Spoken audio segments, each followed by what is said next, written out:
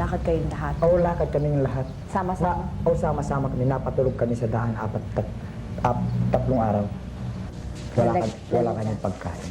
Wala kayong pagkain? Oo. Wala kayong dinala buhat sa bahay nyo? Oo, wala. May gamit namin doon, yung plato, yung damit namin sa loob ng bahay. Hindi namin yan nakuha. Tirso Pangilinan and his family fled their home in Porac, Pampanga Saturday night. They fled by foot and reached the evacuation center in San Fernando Monday evening, a full 3 days later. Although he lost most of his possessions, Tirso considers himself one of the lucky ones. Lola ko natabunan ng lupa. Nasaan ang lola mo ngayon? Dito na sa bundok natabunan ng lupa, hindi ko na nakita.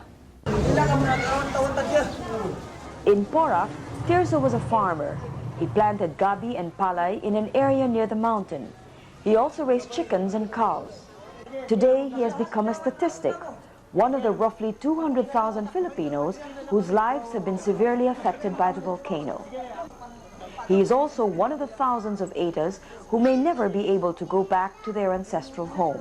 Na-traumatize sila, yes. Nervous. They kept on looking up the sky and they were telling me, madilim ngayon. Hindi katulad kagabi. Kagabi medyo maliwanag. Ngayong gabi, madilim na naman. Ayaw naming matulog. Gusto naming gising kami. Para they really fear the eruption. The school opened its doors to the refugees, mostly Ata families, after the Saturday eruption.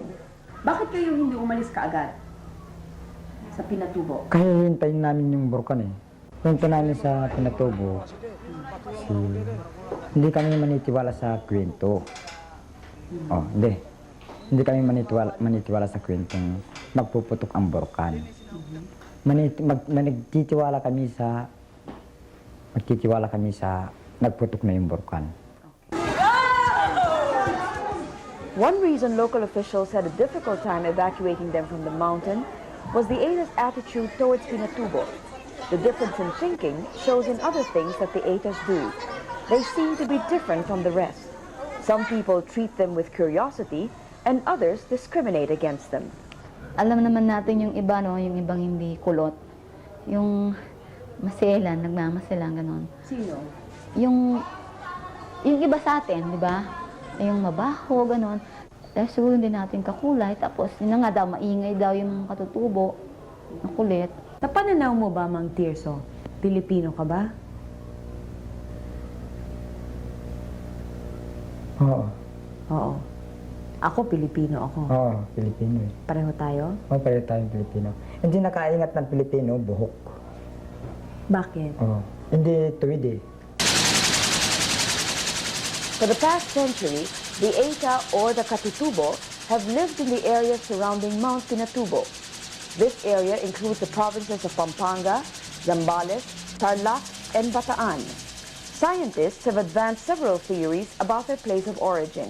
Hypothesis is that they derive part of their origins from the original inhabitants of Australia, the so-called Australoids. Dr. Ponciano Benagan was the former head of the UP Department of Anthropology. Some traces of these Australoids are evident in a number of populations of the Aita, in kinky hair, sooty skin, and of course their physical structure and all that. According to Dr. Benagan, the Atas migrated to central Luzon ahead of the Malays, a few centuries before the arrival of the Spaniards. If you look at the historical record, the early accounts would tell you that when the Spaniards came, they already found them in the coastal areas. Angeles, as a matter of fact, used to be a Negrito community or Aita community. Did the Aitas originally occupy Clark Air Base, what is known as Clark Air Base today? Oh, definitely. Even if you look at the studies conducted by foreign and Filipino scholars in the area, they all mentioned the fact that Clark used to be occupied by Aita. And in the coastal areas, Zambales, including Bataan, they were already in the coastal areas, and then they were pushed back within the 5 centuries, the last 5 centuries or so. Why were they pushed back? Well, as the historical records will show us, the combination of force, of population pressure, plus the fact that for them the path of least resistance would be to move further back, since at that time land was aplenty. By the time the country entered the 20th century, many Aitas found themselves confined to the hinterlands. The Pampangos, the Tarlaqueños, and others had taken their place in the lowlands. These groups, not the Aitas, began to benefit from the changes brought about by modern civilization.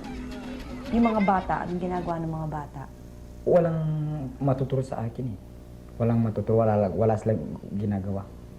Nagsiskwelahan ba sila? Wala. O yung pakisabi ko, walang eskwela. Bakit? Kasi malalayo na eh. Malalayo na eh. Wala silang mga pangalan. Nang ini-interview namin sila, tatanungin mo, anong pangalan mo? Wala. Tapos, ibabalik na lang yung tanong sa'yo, ikaw, anong pangalan mo? Sinabi ko, Susan. Susan na rin ang pangalan ko. Ang ganon. Aside from a lack of education, their lifestyle also had an effect on their state of health. Many suffer from poor nutrition, and Aita communities have higher death rates than the lowland areas. Kung minsan yung bahay nila, ni walang pinto, walang bintana. See? Nasanay na silang matulog. Kung minsan walang kulambo, ang daming lamok dyan. Ren Yao is the governor of Pampanga. He admits that despite government efforts, the Aitas often live in unsanitary conditions. Kung minsan magkakasakit lang ng diarrhea ang isang bata, tuloy-tuloy na yan, patay na. Because they are far away from medical attention. Medical attention is something the Aita families are provided with at the evacuation camp. All of this, however, is only temporary. What happens to them after this? Hopefully they are taken care of when they will have to leave the school, because we would soon open classes again. Where will they go? That's another problem that has to be foreseen. The 700 Katutubos at this evacuation center now face an uncertain future. Government authorities say they may have to be permanently resettled elsewhere, a proposition the Katutubos may find hard to accept. Anong gagawin niyo? Tumigil ang bulkan nung pabalikan namin sa lugar. Babalik kayo? Isang taon pa siguro. That, however, is unlikely. According to damage estimates, it will take 10 to 15 years before many of the lands vacated by the Aitas can become productive again. Some will insist, I'm almost sure of that. Some will insist because I have talked to them. I don't think even Philbox or the national government would agree for them to go back to where they were. They're too close to the volcano. Governor Gyao says he plans to put up a relocation center for these refugees where they can be taught alternative livelihood skills. It is not simply relocating these people, but more than that is how can they survive in that relocation center? How can they earn? How can they be productive? How can they make both ends meet? See? But even before the Pinatubo crisis, other government agencies had already been considering a resettlement of the Aitas. One of these agencies is the Department of Environment and Natural Resources under Secretary Fulgencio Factoran. According to him, Aitas have rights to certain areas of land based on ancestral domain. Ancestral domain is a concept that has been recognized by the Constitution, whereby tribal minorities in the Philippines would have their rights respected to areas that have been in their actual possession since time immemorial. Many of the Aita lands, he says, cannot be returned because others have legal rights to them. But there are some parcels of land owned by the government which can be given back to the Aitas. My difficulty here is that the reservation areas that were supposed already to be surveyed and given a certificate for, have been destroyed by the eruption. So we are now busy trying to get new areas in substitution. The DENR is now looking for alternative sites in the area of northern Zambales.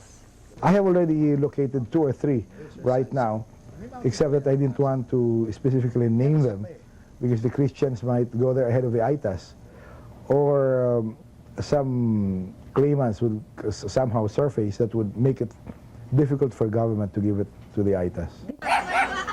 At the same time that these steps are being made to preserve the Aitas' ethnic identity, the government is also exerting efforts to help them enter the mainstream. Both the DENR and the local government feel that the Aitas, in order to survive, need to learn to adjust to modern life.